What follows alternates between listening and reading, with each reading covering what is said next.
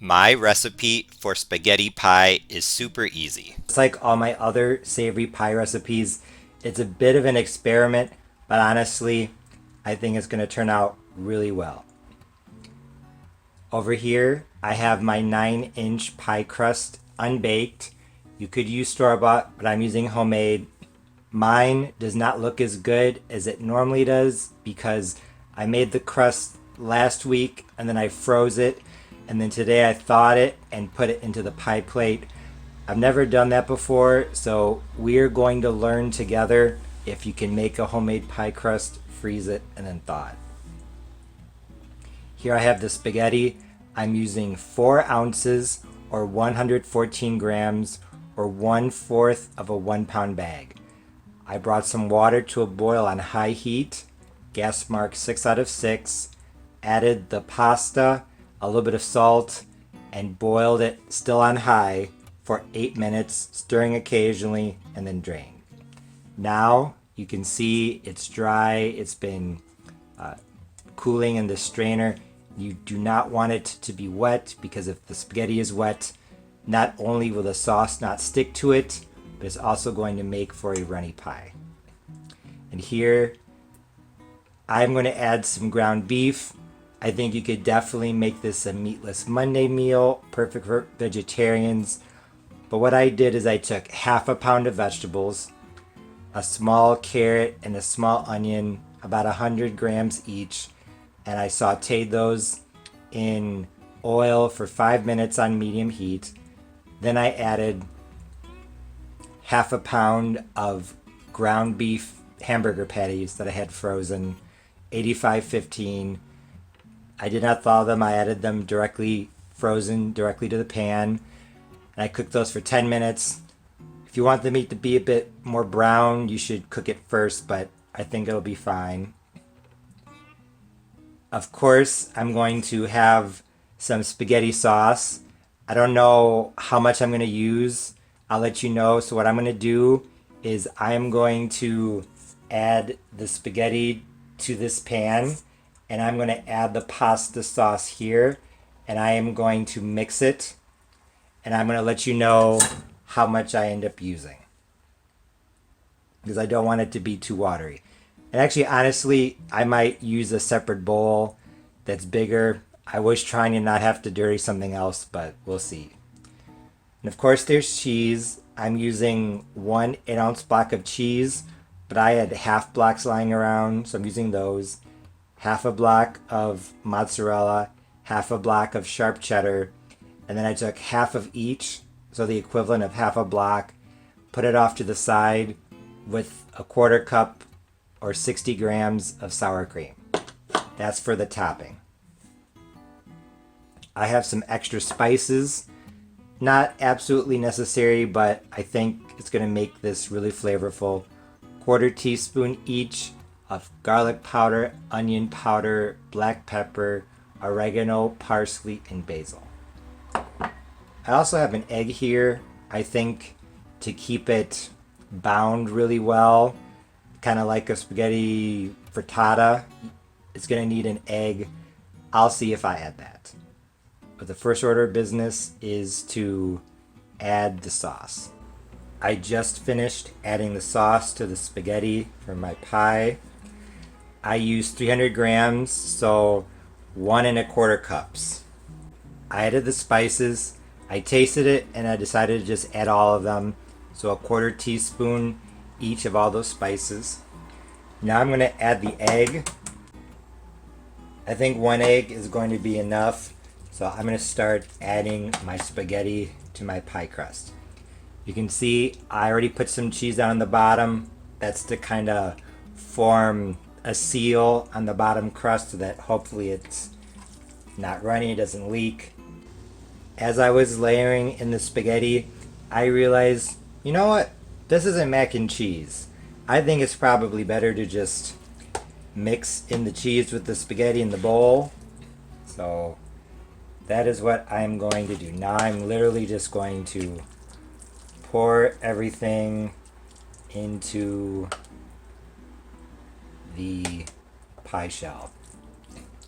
The spaghetti is now in my spaghetti pie. I just took my spatula and packed everything down to make sure that it was in there nice and snugly. No air pockets. Now I'm going to add the topping.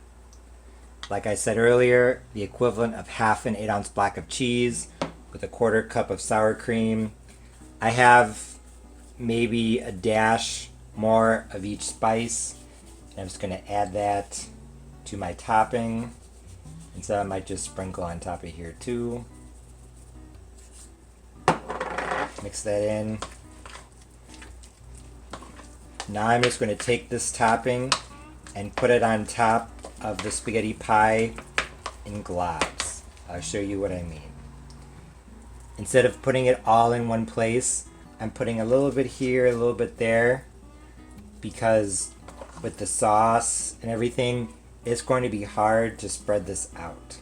If you put it all in one place, it's going to be, as the Argentines say, it's going to be a quilombo. It's going to be a big mess.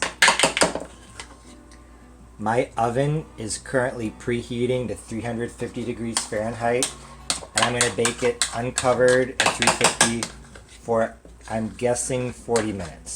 Now my spaghetti pie is ready for the oven. My spaghetti pie just came out of the oven. It was in at 350, uncovered, for 40 minutes. This spaghetti pie with pie crust looked absolutely incredible. I was extremely curious how my experiment would turn out, so I couldn't wait to try it. When I finally did try it, I realized that my recipe for spaghetti pie with sour cream and eggs was absolutely the best. Honestly, I knew it was going to be good, but I didn't think it was going to be quite that good. First of all, the whole wheat spaghetti itself was nutty and full of flavor, as was the ground beef. Even though I used relatively lean ground beef, it was still delicious because I cooked it with vegetables that not only added flavor, but also added a lot of nutrients. If you watch my channel regularly, you know that I have a sweet tooth, and I really liked how the sweetness of the tomato sauce complemented the saltiness of the cheese. Although I don't think that adding extra spices was absolutely necessary, I'm glad that I did because that only amplified the Italian flavor. Going back to the cheese for a minute, I know that most people don't use cheddar when they eat spaghetti. When they think of spaghetti, they think of Parmesan, maybe mozzarella. But I really like how the sharpness of the cheddar complements the sweetness of the tomato sauce. Speaking of sharpness, adding sour cream to this recipe for spaghetti pie was a great idea. The combination of tanginess, sharpness, sweetness, and saltiness was great. I got that idea from my southern tomato pie recipe, and in that recipe I make a topping of cheese and mayonnaise. I know that mixing cheese with sour cream or mayo may sound a bit odd, but honestly, it was a perfect topping for this spaghetti pie casserole. As I'm sure you remember from my casserole phase this summer, I use that topping a lot. So if you've never mixed sour cream and cheese, you should definitely give it a try. It's absolutely fantastic. I'm also really glad that I made this spaghetti pie recipe with eggs because I think that the egg helped to bind everything together so that when I cut the slices, they held their shape very well. Also, in regards to using a defrosted pie crust, overall it was fine, but I did notice that I felt like the crust had a bit more of a flour taste than usual. I honestly can't think of a reason of why that would be, except for that the crust was frozen and then thawed. Was it terrible? No, it wasn't, but now I'm pretty convinced that homemade crusts should not be frozen, because once you thaw them, their flavor is only about 80% of what it would be. Overall, this recipe for spaghetti pie was easy to make and delicious. If you want to make a vegetarian version, I would replace the half pound of ground meat with half a pound of extra vegetables. Or if you want to use a different type of meat, ground chicken, ground turkey, you could do that as well. But my suggestion would be to use Italian sausage. I think the fennel in a sweet Italian sausage would complement the sweetness of the tomato sauce very nicely. Although I know that this spaghetti pie casserole would be great at any time, I think that it would definitely be a conversation starter around a holiday table. If you make this, please let me know. I'm sure you'll love it. As always, thanks for watching. See you next time. Bye.